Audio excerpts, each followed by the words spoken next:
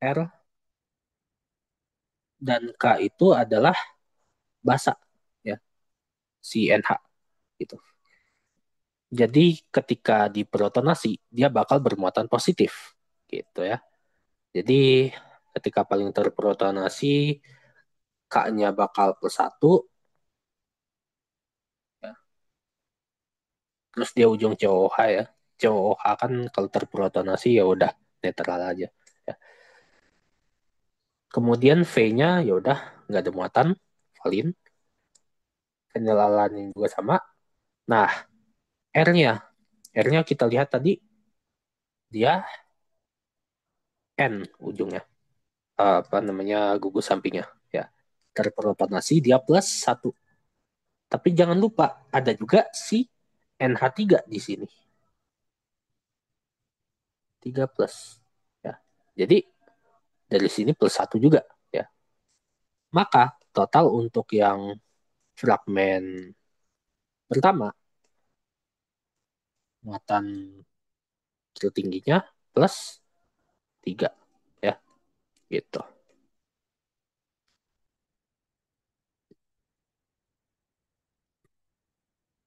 Oke. Dan peptida 2 ya itu yang paling bermuatannya plus berapa tuh? Plus satu ya.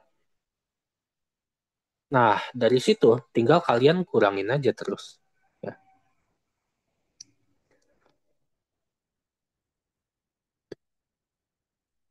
Jadi di sini plus 3, kita buat merah kuning hijau di sini. Hmm, 3, 2, 1, 0, min 1. Oke, ya, gitu. Tambahin 1.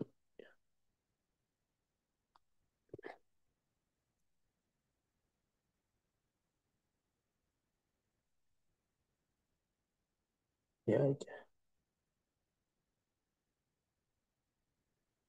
1, 0, 1, 2, 3. Oke, dari yang fragmen satu dulu. Fragmen satu dia bakal plus 3 sampai di pH 3 ya. Nah, di sini. Dia bakal turun ke plus 2 sampai pH 9 ya. Dari pH 9 dia bakal turun ke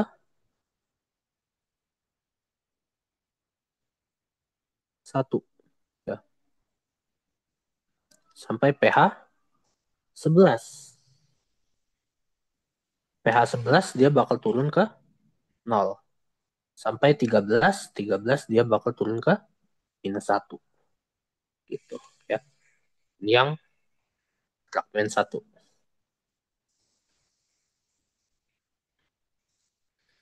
Kemudian selanjutnya saya warna hijau.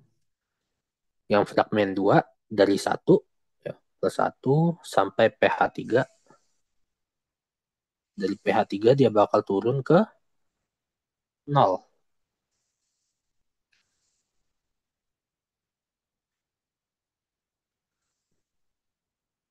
Sampai pH 5. pH 5 dia bakal turun ke min satu.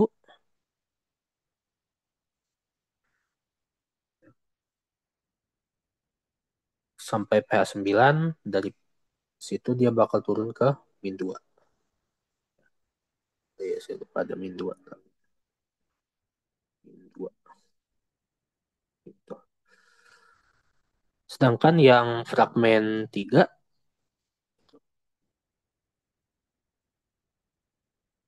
fragmen 3 dia dari plus satu sampai pH 4. kemudian turun ke 0 sampai pH 9. Dari pH 9 dia turun ke min 1. Gitu ya. Fragmen 3. Ini muatan, ini pH. Gitu. Ya, kira-kira itu grafiknya. Muatan total ada pH. Oke, sekarang kita lihat di pH 6. pH 6 mana? pH 6 di sini. Nah, kita lihat gimana nih. Kolomnya bermuatan positif. Artinya, kalau muatan berlawanan, ya, muatan berlawanan kan akan tarik, ya, muatan listrik berlawanan. Berarti, kalau si peptida muatannya negatif, artinya berlawanan dengan kolom, maka peptida tersebut akan tertahan di dalam kolom tersebut. Gitu. Nah, sekarang eh, kita lihat mana yang akan keluar duluan. Ya, artinya yang lebih tidak tertahan di kolom. Ya, yang muatannya lebih positif tentu aja. Berarti mana tuh yang akan keluar duluan?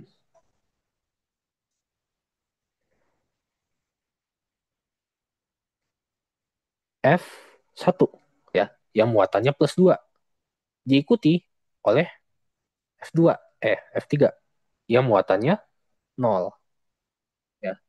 Terakhir F2 yang muatannya minus 1 ya. Begitu. Oke, sebagai asam triprotik peptida 2 dapat ditulis H3X sebanyak 5 mili larutan peptida 2 dengan konsentrasi 0,2 milimolar ditasi dengan NaOH, konsentrasi yang sama. Oke, sebelum ditambahkan, tentukan persen H plus yang dihasilkan oleh reaksi diprotonasi pertama dan kedua. Oke, oke, konsentrasinya sama. Pertama kita tentukan dulu, ya. pH NaOH-nya berapa? Berarti konsentrasi NaOH-nya adalah 2 kali 10 pangkat minus 4. Ya. Milimolar kan 10 pangkat minus 3. Berarti 0,2 milimolar 2 kali 10 pangkat minus 4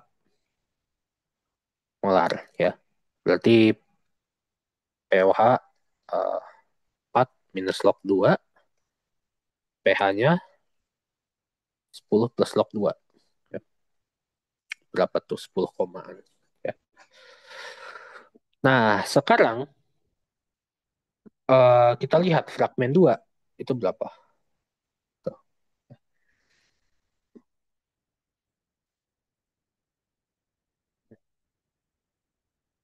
10 0,2 molarnya. 0,2.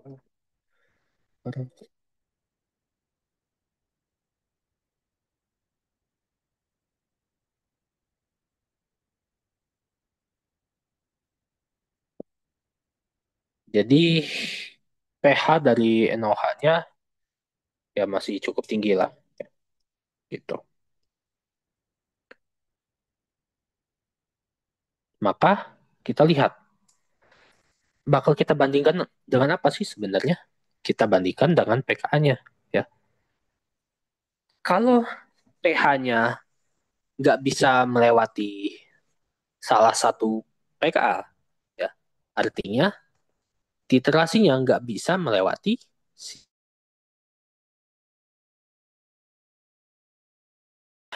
untuk fragmen satu nih. Ya, untuk fragmen satu. NaOH, kita tahu itu basa kuat. Tapi apakah di titerasi itu bisa sampai empat-empatnya kita titerasi? Ya, 4H plus di fragmen itu bisa kita ambil semua nggak? Nggak bisa. Cuma terbatas sampai dua aja. Gitu ya. 11 dan 13-nya udah di atas sih pH NOH ini. Gitu. Oke, lanjut. Uh, bla bla bla di tentukan persen H plus yang dihasilkan oleh reaksi deprotonasi pertama dan kedua. Eh,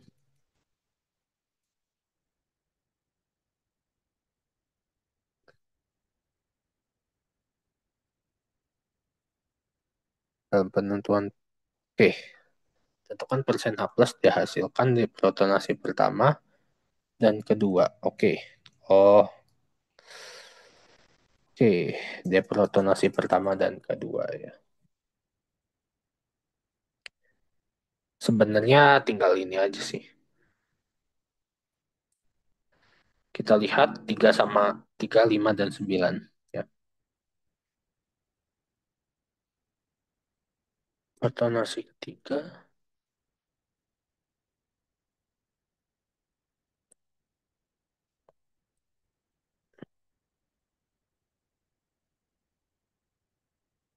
0,2 milimolar ya. 0,2 milimolar.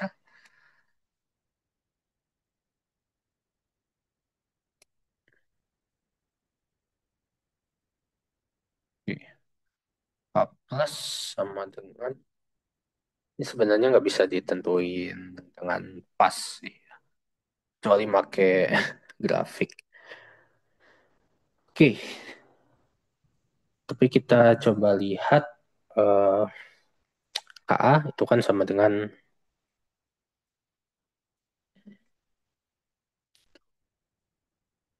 A plus kali si basa konjugat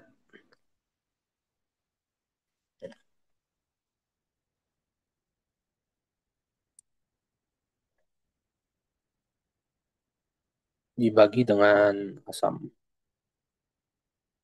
Di sini 3x, 2x minus. Nah, gitu. Sen dihasilkan, oke. Mungkin kita bisa pakai ini sih. K1. Ya. K1, K2, eh, yang K2 ini deprotonasi kedua. H plus, H, X2 minus. Ini H2X minus. Oke, nggak bisa sih sebenarnya.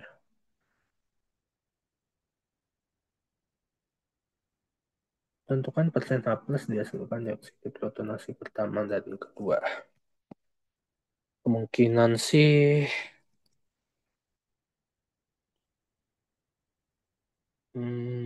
coba kita pakai charge balance. Sini bakal ada H plus sama dengan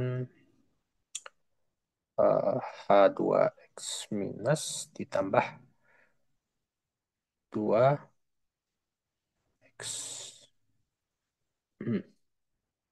2 minus ditambah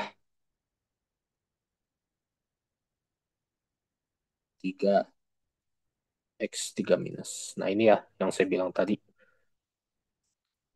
Ini charge balance. Jadi bergantung dengan muatannya juga. Misal 2 minus kalian kali 2 gitu. Intinya total muatan kiri kanan sama. Ya. Oke, karena ini pH-nya harus tentu aja bakal asam, kita bisa abaikan aja OH minusnya. Ya. Oke, tapi kalau masuknya seperti ini sih, eh,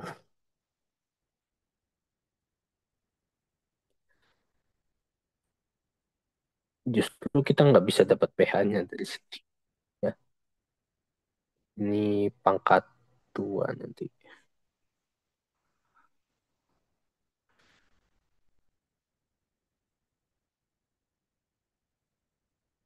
Eh, coba ada cara lain nggak?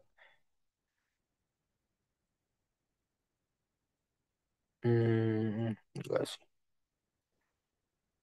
Coba yang ini kita abaikan aja, karena harusnya sedikit. H2X minus ditambah 2HX2 minus. Hmm, kita bisa ganti sama dengan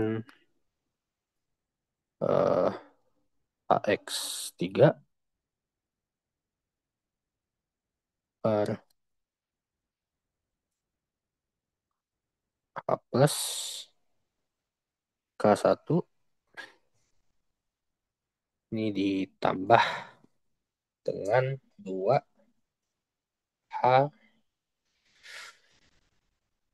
2X minus terus K2 per H plus. Ya. H2X minusnya kita bisa ganti dengan H3X K1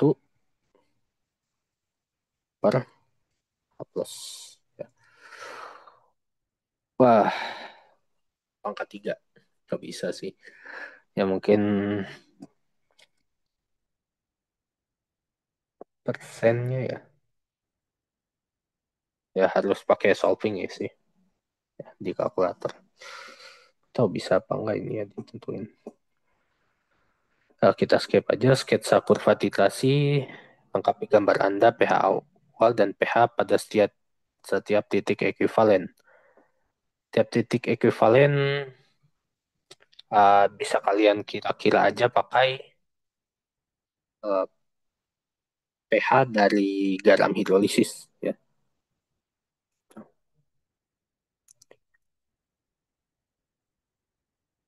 Nah, yang ini justru bisa pakai rumus tadi ya.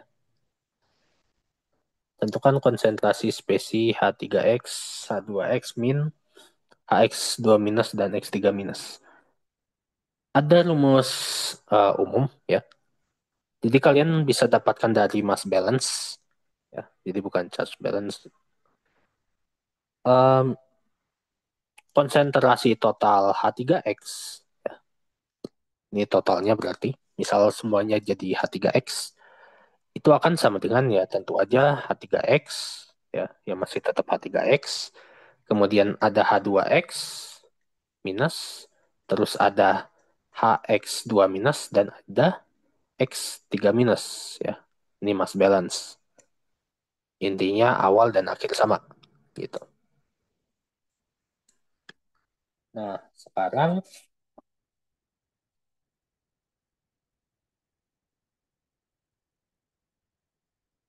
misal kita mau mencari nih untuk H3X ya. Nah, kita misal dari sini kita mau manipulasi untuk dapatkan H3X, kalian bisa turunin menggunakan kesetimbangan untuk masing-masing ya.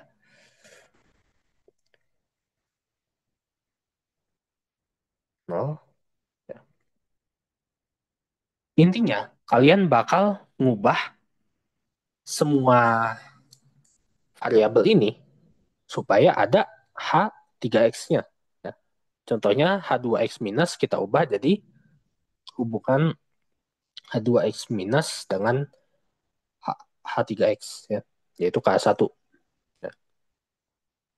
Jadi kita ubah K1 H3X ya, per H plus gitu ya. Nah, nanti kalian bisa dapat H3X itu akan sama dengan H plus pangkat 3 dibagi dengan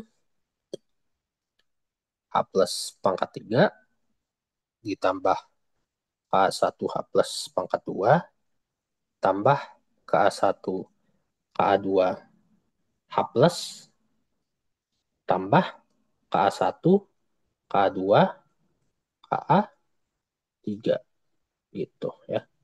Nah, sebenarnya ini polanya ya. Penyebutnya tetap total semuanya ya.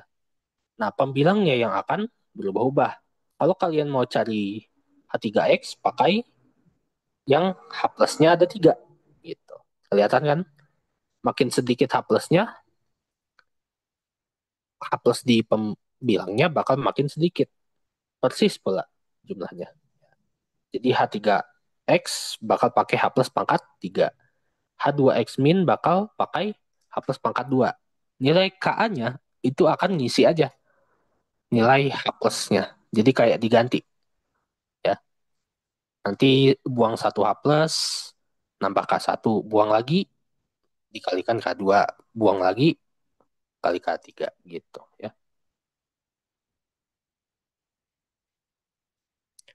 X 2 minus dan ini X 3 minus.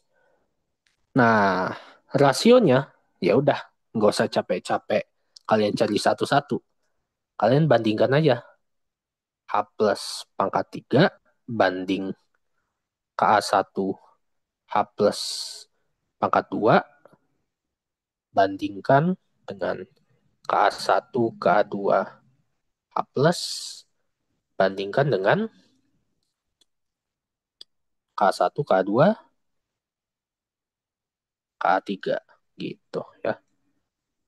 Tinggal kalian bagi aja semuanya dengan K1, K2, K3, terus kalian kalikan dengan X gitu ya. Oke, lanjut.